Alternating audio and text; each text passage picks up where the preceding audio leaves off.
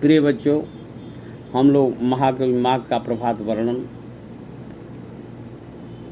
आचार्य महावीर प्रसाद द्विवेदी की अनुदित गद्य रचना को पढ़ रहे हैं। बात यहाँ तक हुई थी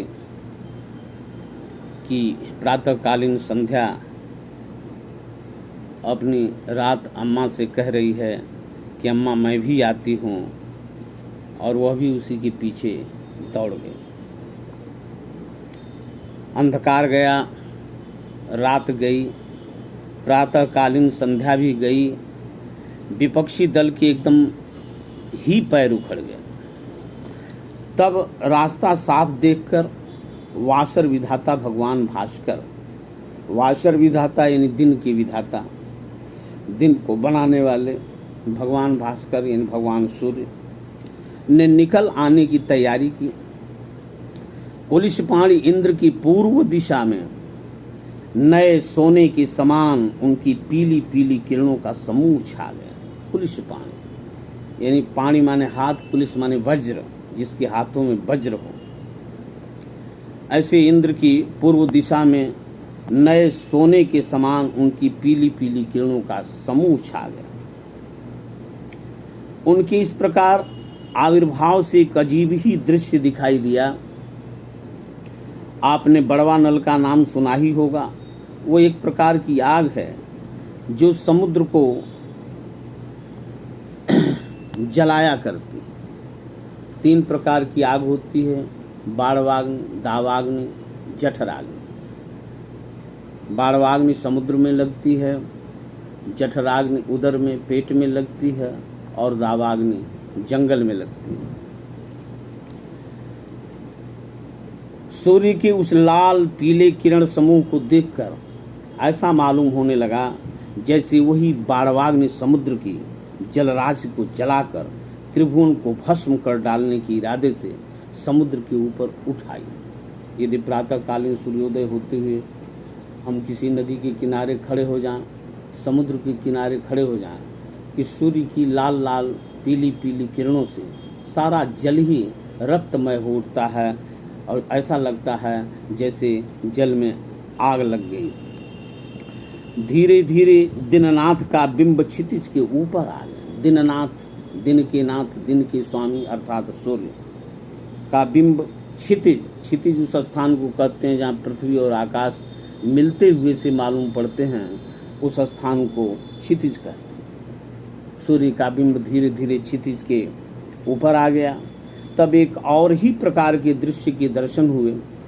ऐसा मालूम हुआ जैसे सूर्य का वह बिंब एक बहुत बड़ा घड़ा है, और दिग्वधुएं जोर लगाकर समुद्र के भीतर से उसे खींच रहे। मैं समझता हूँ कि महाकवि माघ का प्रकृति के साथ जो सानिध्य है और प्रकृति का मानवीकरण जो उन्होंने किया है, ये बहुत ही आकर्षक है, चुंबकीय है, मन को बांध लेता है, और प्राकृतिक दृश्यों के प्रति भी हृदय में आत्मीयता के, अपनापन के भाव को जगा देता है। तो दिग्वधुएं जोर लगाकर, दिशा रूपी वधुएं जोर लगाकर समुद्र के भीतर से उसे खींच रही हैं। सूर्य की किरणें ही तो आप लंबी लंबी मोटी रस्सियां समझिए, सूर्य की किरणों को मोटी मोटी लंबी रस्सियां समझिए। उन्हीं से उन्होंने बिंब को बांध सा दिया, और खींचते वक्त पक्षियों के कलरव के बहाने, पक्षी प्रातःकाल चहचहाते हैं, कलरव करते हैं, उनके बहाने से यह कह कह कर शोर मचा रही हैं, यानी दिग्वधुएं, दिशा रूपी वधुएं शोर मचा रही हैं कि खींच लिया है, कुछ ही बाकी है, ऊपर आना ही चाहता है, जरा और जोर लगाना। दिगंगनाओं के द्वारा खींच खींच कर किसी तरह सागर की सलिल राशि से बाहर निकाले जाने पर सूर्य बिंब चमचमाता हुआ लाल लाल दिखाई दिया। अच्छा बताइए तो सही, यह इस तरह का क्यों है? हमारी समझ में तो यह आता है कि सारी रात पयोनिधि के पानी की, पयोनिधि अर्थात समुद्र के पानी के भीतर जब यह पड़ा था, तब बड़वाग्नि की ज्वाला ने इसे तपाकर खूब दहकाया होगा। तभी तो खैर जिसे खदिर कहते हैं, कि जले हुए कुंदे के अंगार के सदृश लालिमा लिए हुए यह इतना शुभ्र दिखाई दे रहा, अन्यथा आप ही कहिए इसके इतने अंगार गौर होने का और क्या कारण हो सकता है। सूर्य देव की उदारता और न्यायशीलता तारीफ के लायक, तरफदारी तो उसे छू तक नहीं गई, पक्षपात की तो गंध तक उसमें नहीं। देखिए ना, उदय तो उसका उदयाचल पर हुआ, पर क्षण ही भर में उसने अपने नए किरण कलाप को उसी पर्वत के शिखर पर नहीं, प्रत्युत सभी पर्वतों के शिखरों पर फैलाकर उन सब की शोभा बढ़ा दी। उसकी इस उदारता के कारण इस समय ऐसा मालूम हो रहा है जैसे सभी भूधरों ने अर्थात पर्वतों ने अपने शिखरों, अपने मस्तकों पर दोपहरिया के लाल लाल फूलों के मुकुट धारण कर लिए हो। सच है, उदारशील सज्जन अपने चारु चरितों से अपने ही उदय देश को नहीं, अन्य देशों को भी आप्यायित करते हैं। ये अत्यंत महत्वपूर्ण पंक्तियां हैं कि सूर्यदेव की उदारता का इन पंक्तियों के माध्यम से वर्णन किया गया है।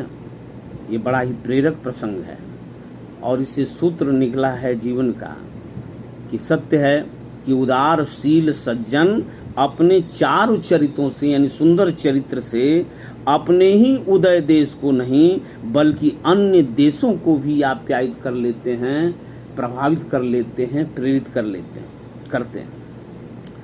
उदयाचल के शिखर रूप आंगन में बाल सूर्य को खेलते हुए धीरे धीरे रेंगते देख पद्मिनियों को बड़ा प्रमोद हुआ। यानी कमलिनी सुंदर बालक को आंगन में जान उपाड़ी यानी घुटने और हाथ चलते देख स्त्रियों का प्रसन्न होना स्वाभाविक ही है। अतएव उन्होंने अपने कमल मुख के विकास के बहाने हंस हंस कर उसे बड़े ही प्रेम से देखा। यह दृश्य देखकर माँ के सदृश अंतरिक्ष देवता का हृदय भर आया। वह पक्षियों के कलरव की मिस बोल उठी, मिस माने बहाने से बोल उठी, आजा आजा आ बेटा आ। फिर क्या था, बाल सूर्य बाल लीला दिखाता हुआ झट अपने मृदुल कर माने किरणें फैलाकर अंतरिक्ष की गोद में, कर का अर्थ होता है हाथ, यहाँ हाथ का तात्पर्य किरणों से, अंतरिक्ष की गोद में कूद गया। उदयाचल पर उदित होकर भी जरा ही देर में वह आकाश में आ गया।